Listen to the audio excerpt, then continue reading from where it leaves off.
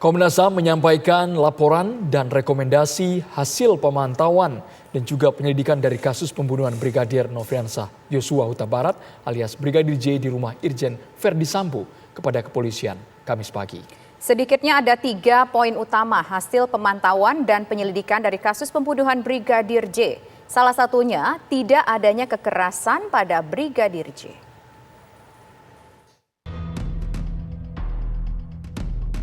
Komisi Nasional Hak Asasi Manusia, Komnas HAM secara resmi menyampaikan laporan dan rekomendasi hasil pemantauan dan penyelidikan dari kasus pembunuhan Brigadir Nofriansah Yosua Huta Barat alias Brigadir J di rumah Irjen Pol Verdi Sambo kepada kepolisian pada Kamis pagi.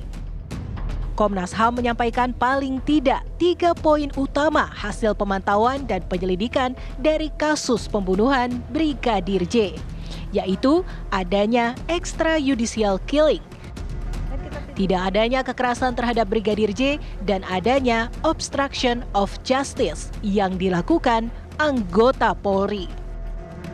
Temuan faktual dalam peristiwa kematian Brigadir J disampaikan bahwa terjadi peristiwa pembunuhan terhadap Brigadir J yang merupakan tindakan extrajudicial killing yang memiliki latar belakang adanya dugaan kekerasan seksual. Extrajudicial killing terhadap Brigadir J terjadi dengan perencanaan di lokasi rumah Saguling 3. Peristiwa pembunuhan yang terjadi tidak dapat dijelaskan secara detail karena terdapat banyak hambatan, yaitu adanya berbagai tindakan obstruction of justice yang dilakukan oleh berbagai pihak. Tidak terdapat penyiksaan. Seperti tadi dasarnya, tidak terdapat tindakan penyiksaan maupun penganiayaan terhadap tubuh Brigadir J yang dibunuh pada 8 Juli 2022 di rumah dinas ex-Kadif Propam Polri Jalan Duren 3 nomor 46, baik berdasarkan hasil otopsi pertama maupun otopsi kedua. Saat penyerahan rekomendasi, Irwasum yang juga Ketua Tim Khusus Polri, Komjen Pol Agung Budi Marioto, menegaskan pihaknya akan menindaklanjuti rekomendasi dari Komnas HAM. Tadi sudah disampaikan oleh Ketua Komnas HAM, rekomendasi kepada kami, Polri, terutama Bareskrim karena selalu penyidik, dan tentu Polri akan menindaklanjuti apa-apa yang direkomendasikan Komnas HAM untuk kita lakukan penyidikan sampai dengan di persidangan. Komnas HAM kini telah resmi mengakhiri tugas pemantauan dan penyelidikan dalam kasus pembunuhan Brigadir Yosua. Lantas, akankah rekomendasi Komnas HAM kepada Polri dapat membuat kasus hilangnya nyawa sang ajudan semakin terang benderang? Dari Jakarta, Tim TV One mengabarkan.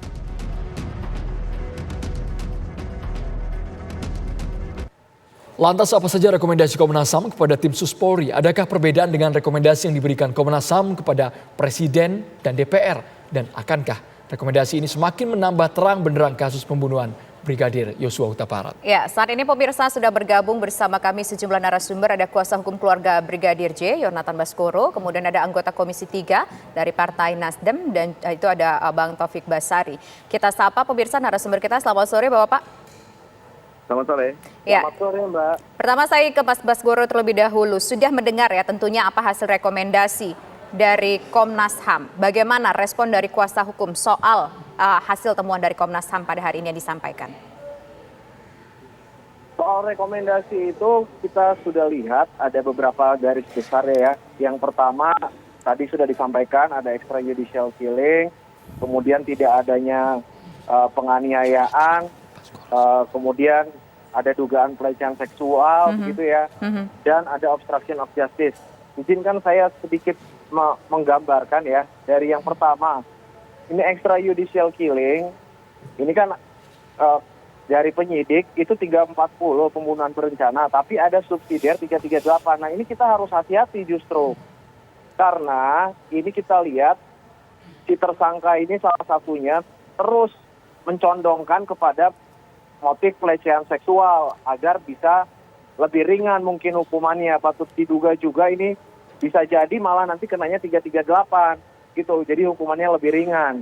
Kemudian yang kedua terkait dengan obstruction of justice yang ditemukan oleh Komnas HAM, ya ini kan per hari ini kita ketahui bersama ada 6 tersangka baru, begitu.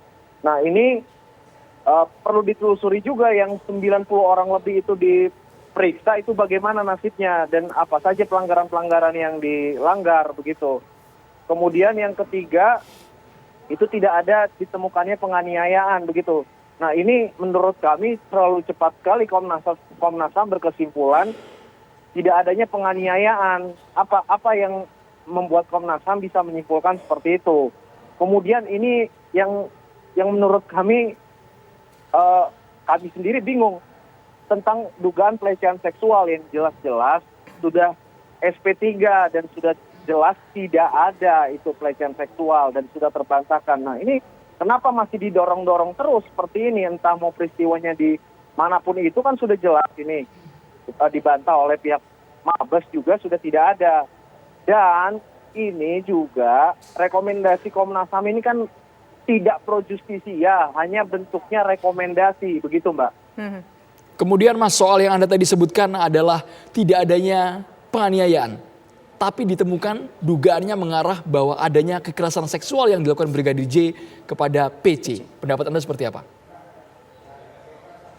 Ya, seperti yang saya sampaikan Mas, tidak ada hasil otopsi kedua saja ataupun yang pertama aja kita nggak pegang loh Mas.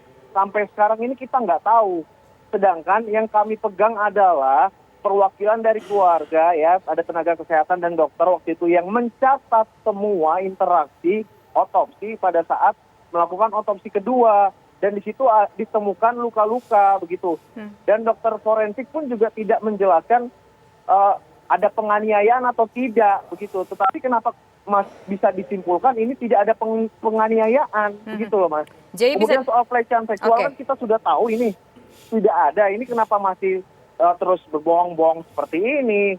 Apakah memang ujungnya supaya tidak kena pasal 340 jadi terus dipertahankan ada motif pelecehan seksual terus bunuh begitu. Oke, baik. Hati-hati konstruksi hukum kita ini dikacaukan, dikaburkan, ini gawat ini. Oke, baik. Sekarang kita ingin ke wakil rakyat yaitu ada Bang Taufik Basari di sini. Pak Taufik, tampaknya ada rasa kekecewaan dari kuasa hukum keluarga Brigadir J. Ada beberapa poin yang sudah kita simak tadi bersama. Bagaimana suara dari wakil rakyat? Apakah sepakat dengan kuasa hukum atau memang merasa ini sudah sewajarnya dan sudah memang berdasarkan fakta-fakta yang ada yang disampaikan oleh Komnas HAM, rekomendasinya? Silakan. Ya, karena ini adalah proses penegakan hukum, maka kita harus melihatnya secara objektif. Apa yang dilakukan oleh Komnas HAM ini adalah tugas-tugas Komnas HAM yang dilakukan sesuai dengan kewenangan yang diberikan oleh Undang-Undang Hak Asasi Manusia. Ya, Komnas HAM itu memiliki kewenangan untuk melakukan pengkajian, penelitian, pemantauan, dan dalam rangka pemantauan itulah maka Komnas HAM dilibatkan dalam proses pidana ini. Ini sebenarnya adalah inisiatif dari pihak kepolisian yang menurut saya cukup baik karena pihak kepolisian ingin membuat proses pengungkapan kasus ini secara transparan dan akuntabel. Oleh karena itulah melibatkan pihak eksternal, yakni Komnas HAM, ya untuk bersama-sama memantau. Sekaligus juga bisa menjadi pembanding dari apa yang dilakukan oleh penyidik di kepolisian. Nah, kalau kita lihat hasil dari pemantauan dari Komnas HAM ini menunjukkan bahwa ada dua hal yang penting sebenarnya. Yang pertama adalah ada extrajudicial killing, yang kedua adalah terdapat juga obstruction of justice. Ya, extrajudicial killing ini sebenarnya kalau kita lihat sebagai satu proses atau delik pidana, maka itu masuk kepada ranah proses pidana yang nanti akan menjadi tugas dari pihak penyidik kemudian penuntut umum untuk membawa proses pengadilan dan membuktikan di proses pengadilan.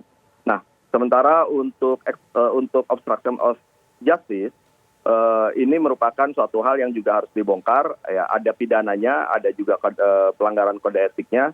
Tetapi dua-duanya baik itu extrajudicial killing maupun juga obstruction of justice dalam kewenangan dari Komnas HAM, mereka juga memberikan rekomendasi-rekomendasi terkait dengan pembenahan apa yang harus dilakukan ya terkait dengan adanya kedua hal ini. Nah, itulah sebenarnya fungsi dari pemantauan yang dilakukan oleh Komnas HAM ini.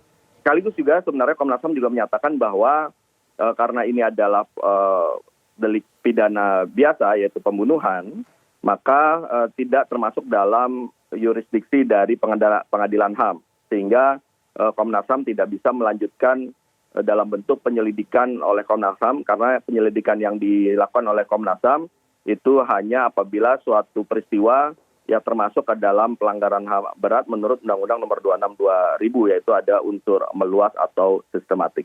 Sementara hal ini adalah pidana. Dan yang terakhir sebenarnya begini, boleh saja ada yang tidak puas dan sebagainya, tapi kita meyakini bahwa Komnas HAM ini bertindak berdasarkan data yang dimilikinya, termasuk juga pemeriksaan-pemeriksaan yang diambil. Nah, jadi data-data misalnya tidak ada penyiksaan, itu didasarkan pada hasil pemeriksaan forensik, baik itu yang pertama maupun yang kedua. Ya, sehingga kita yang tidak mengetahui seperti apa hasil forensiknya, ya, atau tidak punya keahlian untuk bisa membaca hasil forensik itu, ya tentu kita mempercayai hasil yang sudah disampaikan oleh para ahli dan kemudian dihimpun oleh Komnas HAM yang menunjukkan bahwa tidak ada penyiksaan. Yang kedua juga soal pelecehan seksual ini tentunya didasarkan pada keterangan-keterangan yang berhasil dihimpun oleh Komnas HAM, ya. Keterangan-keterangan ini kan berdasarkan saksi-saksi. Ya, apakah saksi-saksi itu berkata benar atau tidak, itu nanti yang akan dibuktikan di pengadilan. Nanti kita tunggu saja proses peradilannya seperti apa. Bang Tobas, kalau konteksnya Komnas HAM tidak pro justisia, lantas rekomendasi ini harusnya diapakan oleh Polri? Menjadi pegangan apakah penguat alat bukti atau bagaimana? Sesaat lagi Bang Tobas dijawab, kami harus jeda dulu hanya di Kabar Petang pemirsa.